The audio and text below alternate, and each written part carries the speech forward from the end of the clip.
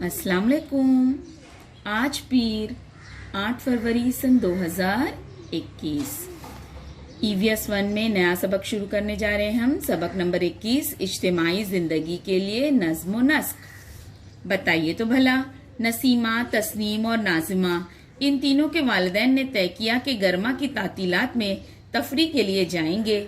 इसके लिए उन्होंने खास गाड़ी का इंतजाम भी किया। तफरी को जाने के रोज सुबह सभी लोग काफी देर से गाड़ी का रास्ता देखते रहे, लेकिन गाड़ी आई ही नहीं। फोन करने पर मालूम हुआ कि गाड़ी के ड्राइवर को यही नहीं मालूम कि सब लोग कहाँ जमा होंगे। गाड़ी आने पर सब लोग रवाना हुए। क्या आप बता सकते हैं कि तफरी में बदनज़मी किस वजह से हुई? ऐसी बदनज़मी टालने के लिए आप कौन सी तरकीब अपनाएंगे? किसी काम को अंजाम देने के लिए नज़्म व नस्क जरूरी होता है। नज़्म व नस्क का क्या मतलब है? हम किस तरह काम करेंगे, कब करेंगे, उसका खाका तैयार करना ही नज़्म व नस्क की पहली सीढ़ी है। अगर हम काम दूसरों के साथ करने वाले हैं तो ये खाका ज्यादा बारीक बीनी से और दुरुस्त बनाना होगा। ये तय करना होगा कि किसको क्या काम करना है। अब वो काम किस तरह अंजाम दिया जाए, यह हर फर्द को अपने तौर पर तय करना होता है। काम करने वालों में तालमेल को यकीनी बनाना होता है। दिया हुआ काम हर फर्द ठीक तरह से कर रहा है या नहीं, उस पर नजर रखनी पड़ती है। हमारे काम के लिए कितने पैसे दरकार है, उसका अंदाजा लगाना और तखमीना निकालना होता है। ये तमाम काम सही तरीके से अंजाम पाए तो काम मुकम्मल होता है। काम में किसी एक ने गलती या काहिली बरती तो काम अच्छी तरह से पूरा नहीं होता। घर में मेहमानों को खाने पर मदऊ किया गया हो तब भी इंतजाम करना होता है। खाने के लिए कौन से पकवान बनाए जाएं, उसके लिए क्या सामान दरकार होगा, वो सब सामान घर पर मौजूद है या खरीद कर लाना होगा। मेहमानों का इस्तकबाल किस तरह किया जाएगा, ऐसी कई बातें वालिदैन बारीक बीनी से तय करते रहते हैं। तयशुदा काम अंजाम देते रहते हैं। तमाम बातें अच्छी तरह तय की जाती हैं। तयशुदा प्रोग्राम के मुताबिक सब ने काम अंजाम दिया तो तकरीब कामयाब होती है। प्रोग्राम बनाते वक्त कोई एक बात भूल जाए या एक आध काम पूरा ना हो तो तकरीब में बदनज़मी पैदा हो जाती है। ऐसी छोटी छोटी तकरीबात में भी अगर नज़्म व नस्क को इतनी अहमियत है तो स्कूल, गांव, जिले, रियासत और मुल्क जैसे बड़े मकामात का निजाम चलाने के लिए नज़्म व नस्क की कितनी अहमियत होगी। क्या आप जानते हैं, अगर पढ़ाई की मंसूबाबंदी करें तो पढ़ाई अच्छी तरह हो सकती है। ये किस तरह करेंगे?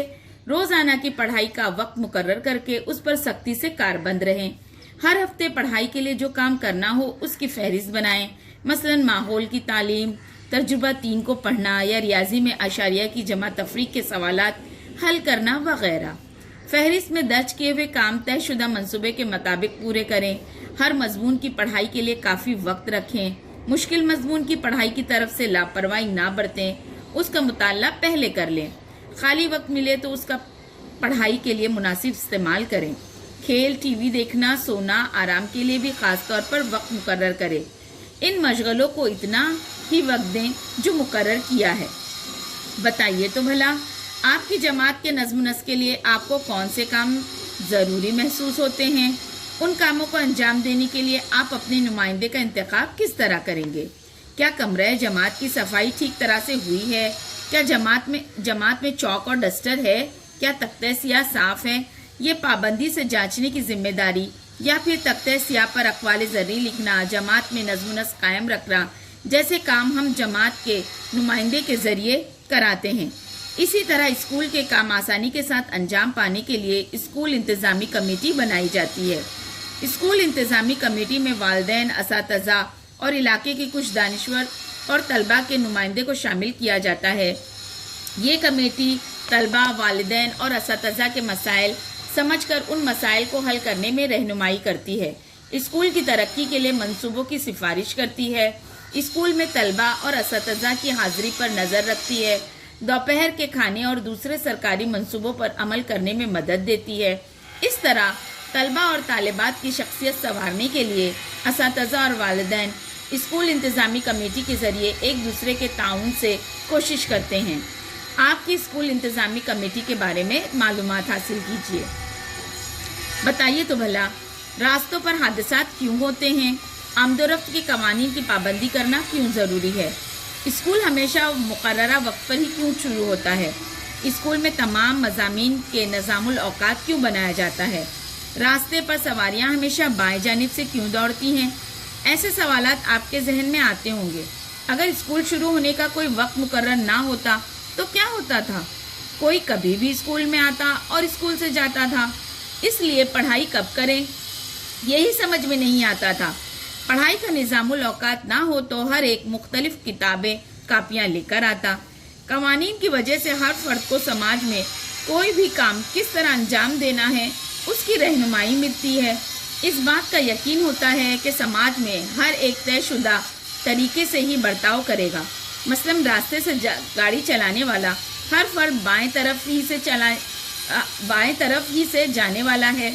یہ معلوم ہونے کی وجہ سے ہم بھی بے خطر گاڑی چلا سکتے ہیں۔ اگر ہم کو معلوم نہ ہو کہ سامنے سے آنے والا فرد بائیں جانب سے آنے والا ہے یا دائیں جانب سے تو ہم الجھن میں پڑ جائیں گے۔